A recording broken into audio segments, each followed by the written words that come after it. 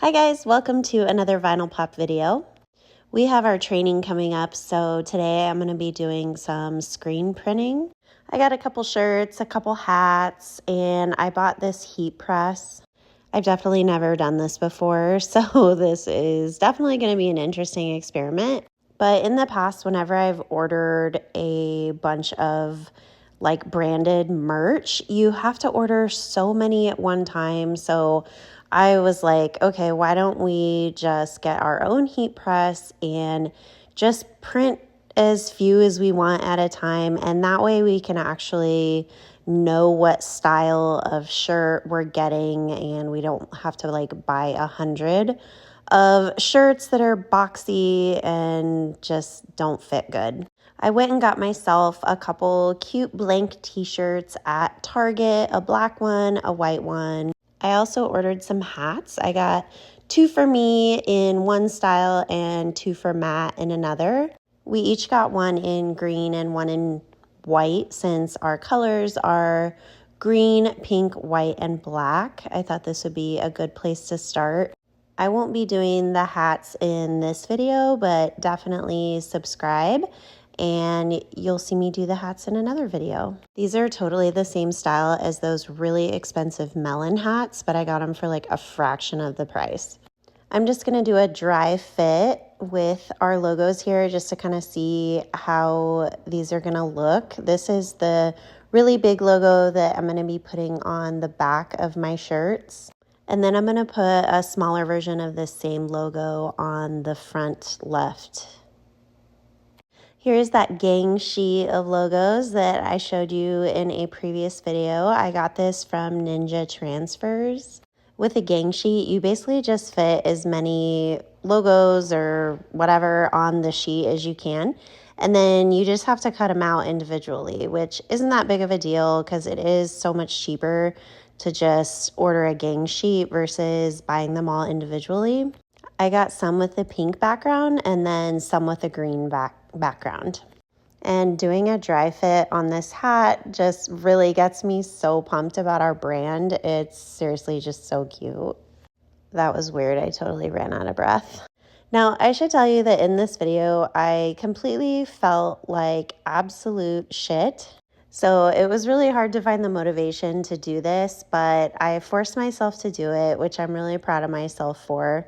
I definitely had to spend some time on the directions to try to figure out how to actually set this heat press to the proper temp and all that. I also got these templates that are supposed to help you to figure out where to actually place your transfers. There was definitely a learning curve with that, but I think I figured it out pretty good. I also got this tape that is meant specifically for heat presses, so you can actually tape down your transfers so it doesn't move before you actually heat it on there. The whole time I was doing this though, I was seriously like, oh my God, like, am I gonna completely screw this up? As I was doing this, I was definitely super worried that I was gonna screw it up because you only get one shot at it, and obviously it's a little bit of an investment to buy the shirts, buy the transfers, the heat press, all the supplies. And, you know, if I mess it up the first time I try, I've messed up an entire shirt. So the pressure was definitely on, but I felt like I got it in the right spot on this first shirt. When I held it up, it looked pretty good. So we're just gonna go ahead and go with it. I also read that you're supposed to have like a layer of protection between the shirt and the actual heat plate, because if the plate touches the shirt directly, it could like burn the material. So I decided to go with parchment paper because that was something I already had on hand. I just used a bunch of the same tape that I already had to just connect 4 pieces together, and that really seemed to do the trick. They also sell like special protective pads that do the same thing. They're a lot more heavy duty, but since I'm trying to do this whole thing on a budget, I thought the parchment paper was the best choice. Now for the moment of truth. You will notice that I am moving so insanely slow. I just look so incredibly nervous because I'm just really afraid that I'm going to do something wrong.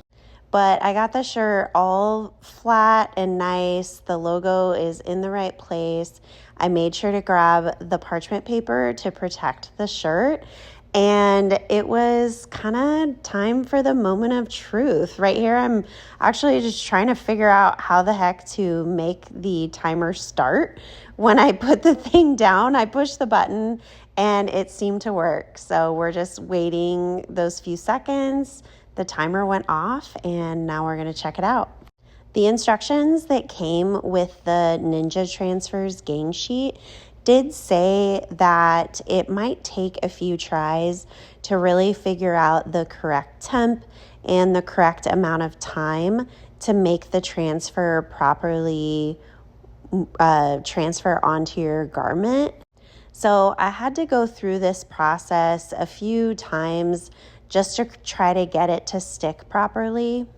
I did end up finding out that it does work best to actually let it cool for several seconds before trying to peel it off, because I feel like that helps the adhesive to really bind to the fabric a lot better before trying to peel off the backing. But it took me a while to figure that out. So here we go, putting the parchment paper back on, clamping it back down again. As I was doing this though, I really do like this particular heat press though. Even though it's the first and only one I've ever used, I thought that it was overall really user-friendly and, it definitely did what it was supposed to do. Once again, I didn't let it cool quite long enough and it didn't seem like it had worked. So I tried it one more time, but I did eventually get the backing to come right off and it honestly turned out really great. I'm so proud of myself. I didn't burn the shirt. The transfer worked. It's in the correct spot. So now I'm going to go ahead and move on to the back. I was actually a lot less nervous about doing the back because it's so much bigger, and all you have to do really is just get it centered on the back, because with the front there's a lot more measuring and you have to make sure that it doesn't go too far off to one side or it's too high or too low or anything like that. With the back one, I just used my little template thing that I have, and it told me exactly how low to put it and where the center of the shirt was. So it was pretty easy getting this one put on. I just had to make sure that it was nice and straight. Once again, I had to go through the process a few times, testing it each time to see if I could get the backing off. It didn't work the first couple times, but once again, I think that was just because I wasn't giving it quite enough time to cool off. I definitely think, though, that next time I do this, I need to up the amount of time that the heat press is clamped down a little bit more. You're only supposed to increase it by 10 seconds at a time. So we'll see what I end up with, but check that out. It came off so nice finally. I've really loved our logo, but now that I'm actually seeing it on shirts, it's blowing me away how absolutely cute it is. I just think it looks so good. I did a couple shirts for Matt too, but I completely messed up the chest measurement. The logos ended up way too high and off to the side. I read that sometimes you can actually remove vinyl transfers. I tried, but it did not work. I completely ruined the shirt. I had to throw it away. Ugh, so annoying. See you in the next video.